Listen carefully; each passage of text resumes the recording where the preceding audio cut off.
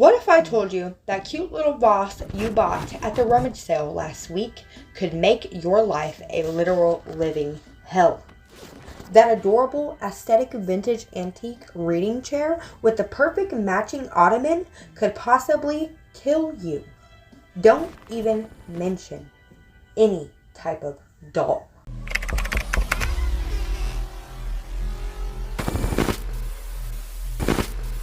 Welcome back to Pretty Pessimistic. If you are new, I am so glad you are joining us.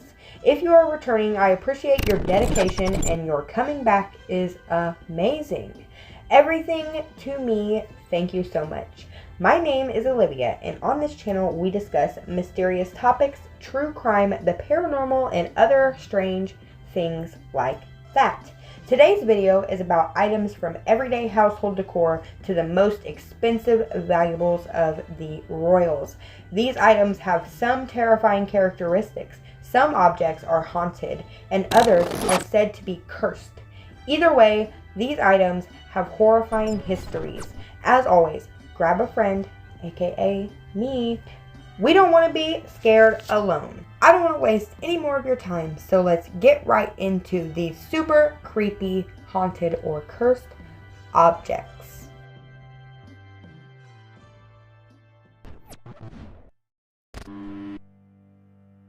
Some people believe that ghosts can't rest until the items they cherish the most end up where they want them to be, especially with the loved one, i.e. heirlooms. Some believe if a traumatic event happens in the presence of an object, or if the object is being held, worn, or in any way in the possession of a person during a traumatic event, then a spirit may attach to that object in that manner. Lastly, there are even those who believe that it is possible to purposely or accidentally trap spirits, evil or not, into objects. However these spirits get attached to an object, the bottom line is no matter how innocent an object may look or seem, it can easily be the focal point of the most unnerving, spine-chilling paranormal activity.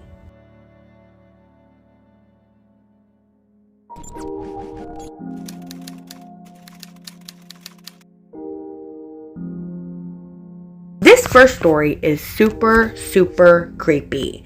It will remind you why you should always avoid any and every old porcelain, scary, haunted looking, even when they aren't haunted, dolls. A doll named Claire. When Jill was 8 years old, she was given an old porcelain doll by a dear family friend. The kind old woman was always dropping by Jill's home and leaving her gifts and presents.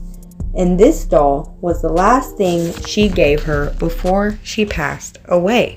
Jill was never really into dolls, but she was absolutely delighted to have a new keepsake from her beloved old friend. She gave the doll a place of honor, seating it in a child-sized rocking chair beside the nightlight. The doll was rather pretty, with pink lips, brown eyes, and rosy peach cheeks. Dark brown hair hung in slightly frizzled and loose curls. It wore a peach and cream colored dress with an apron and petticoats and a little black Mary Jane shoes. When removed, they showed her painted toenails. How precious. The doll's body was soft fabric, and its head, forearms, and hands, as well as legs, from the knees down, were porcelain. The doll looked like Jill, almost. In fact, Miss Marian made a point of saying the doll reminded her of Jill when she was younger. And that's why she gave it to her. While there was definitely a strong resemblance between the girl and the plaything, perhaps Miss Marian had other reasons for wanting the doll out of her own home. Jill named the doll Claire, and from the moment it entered her house, frightening things began happening. I was always uneasy with Claire, Jill said. I had never wanted to touch her, and when I played with it in my room, it was as if she was watching me. It wasn't anything to panic about, but I do remember feeling like if I did something wrong, she might actually tell on me. How ridiculous does that sound? The activity surrounding Claire began one night when Jill was reading in her room a book of ghost stories, perhaps not coincidentally. She was jarred by the sound of the carousel horse that sat on her dresser, springing to musical life. It wasn't just a few odd notes, like an old mechanical music box is known to emit from a slight vibration to its pedestal, but the whole entire song, as if it was fully wound. Jill sat there in disbelief, watching the little horse move up and down in time with the music. This couldn't be happening. Her 8-year-old mind knew that. She wasn't afraid as much as she was shocked. Then, as quickly as it had started, the music and the horse stopped. "I was a pretty brave kid. I didn't run and tell my mom," said Jill. She'd seen a figure she called the Shadow Man throughout her life, but her parents never believed her, so she simply stopped talking about it. If Mom wouldn't believe me about that, she wouldn't believe me about anything as mundane as a music box, so I just let it go. Not long after that, an incident came with the voice. For several nights, Jill was awakened by a woman several inches from her face, shouting, "Jill, wake up!" Jill instantly jumped out of bed, only to find her room empty.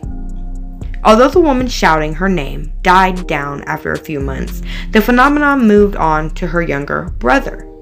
After they were both grown and out of the house, the woman started screaming in her father's face while he slept, and she still does it to this day.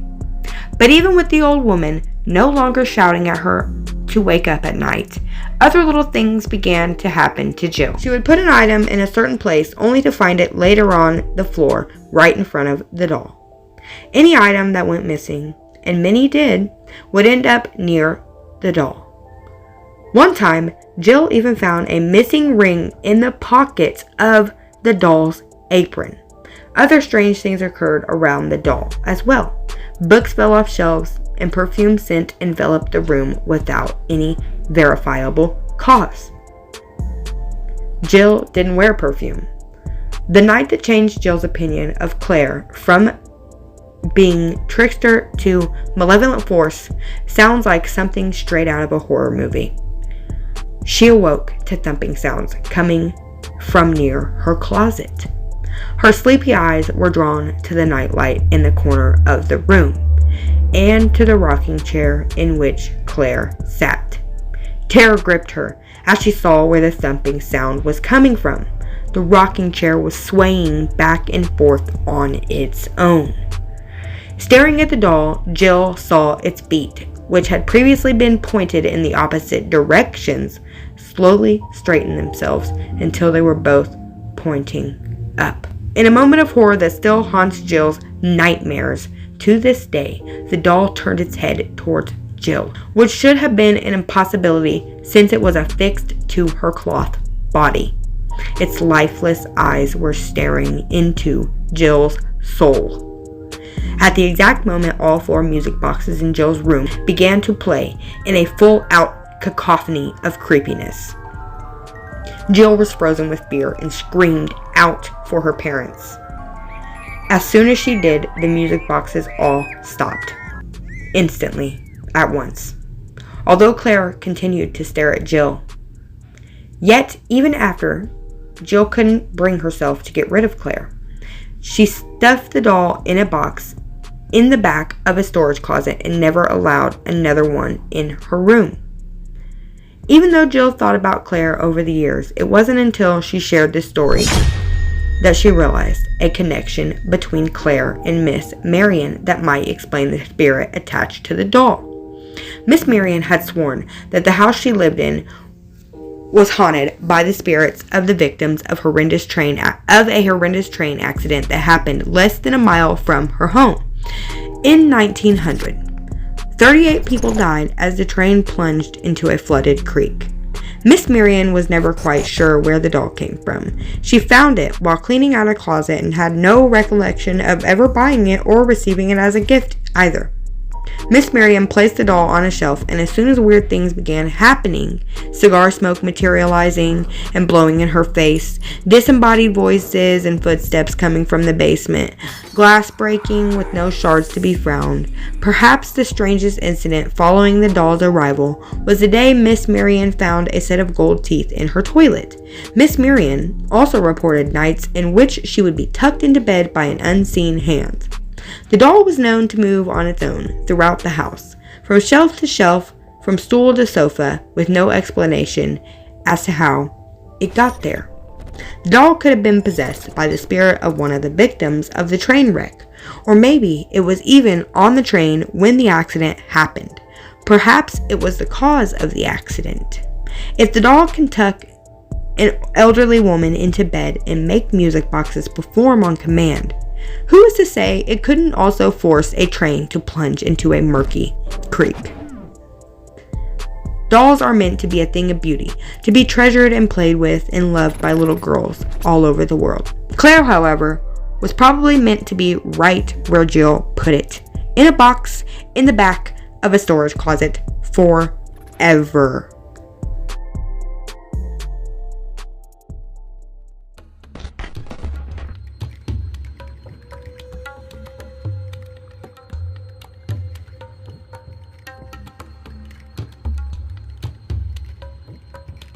When a person is terrified by something in the night, the best remedy is usually to crawl under the covers and hide there until it either goes away or the sun comes up. But what happens when it's the bed that is so terrifying? Caesar related the story about a family he knew that purchased a home that came with a bed frame. The family's son decided to use it, and from the moment he began sleeping in the bed, strange things occurred. Lights and other electrical devices would turn on and off on their own, and inexplainable shadows would flicker on the walls. Bed sheets, blankets would be pulled off or even float above the bed, and the son would often have a nightmare and wake up in a bitter cold. The temperatures were freezing, a feeling of being watched. At first, only the son endured these hellish, sleepless nights. He finally told his father, but his father didn't believe him. He thought it was his son's imagination, which would calm down once he got used to the new house. But after the constant pestering from his son, the father finally decided to spend a few nights in the boy's room, just to prove that nothing was actually happening. It didn't take long before the strange incidents happened to him as well, and he too became a believer. The family decided to do a little more research on the history of the home and discovered that someone had unalived themselves in the house. It still hit a little too close to home for the family. They got rid of the bed frame, and soon after, everything returned to normal.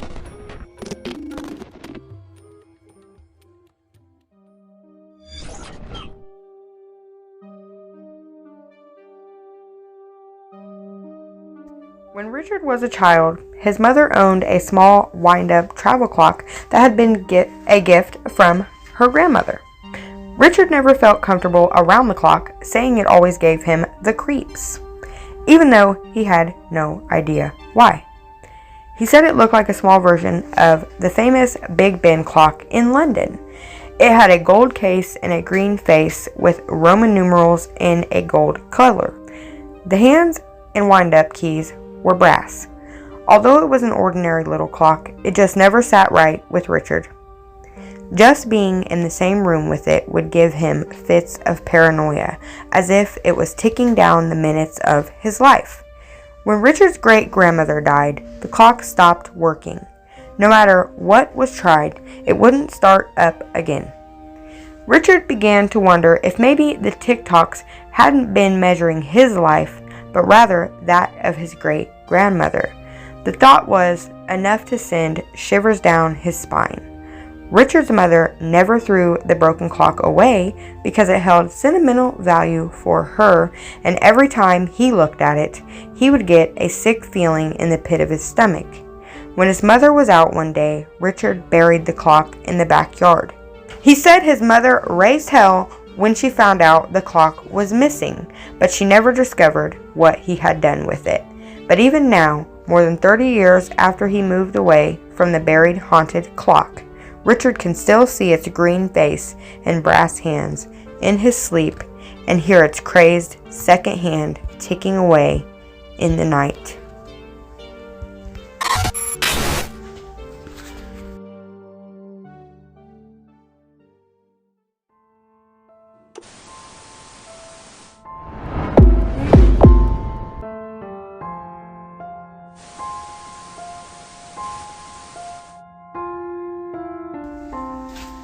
One morning, Heather was making toast for her 2 children. She put a butter dish, which had been given to her by her grandmother, on the island's countertop in her kitchen and turned her back for a moment to put the bread in the toaster. When she turned around to get the butter dish, it had disappeared. I asked the kids if they had took it, even though I knew they hadn't, because they had been in the living room watching television. Heather said, "I remember yelling out loud, 'This is stupid!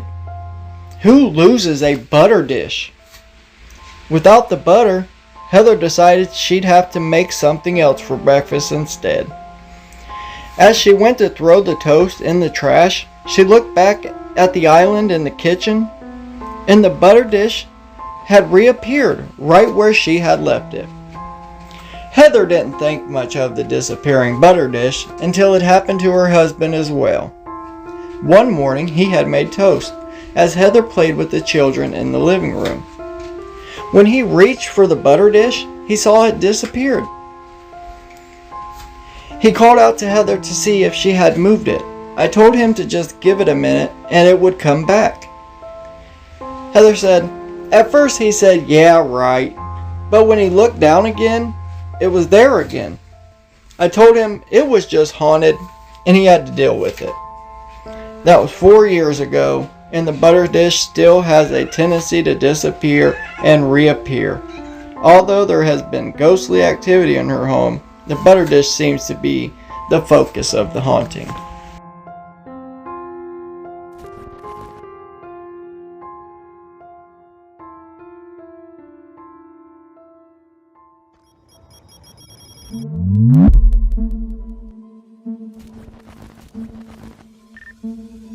Those were stories about some pretty haunted objects. What do you think about these possibly haunted or cursed objects? Have you ever encountered a haunted object, or do you know somebody that has encountered a haunted object? Definitely let us know in the comments, because we need to know all the creepy details. If you enjoy these kinds of videos, you can hit the like button to let me know. And if you like this kind of content all the time, you can subscribe to be notified, turn on the notifications when I post. If you like this kind of content all the time, you can subscribe to be notified when I post, hit the notification bell.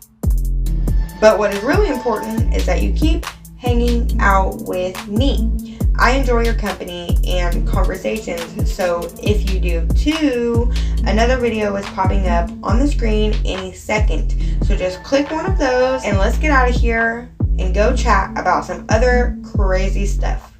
See you there.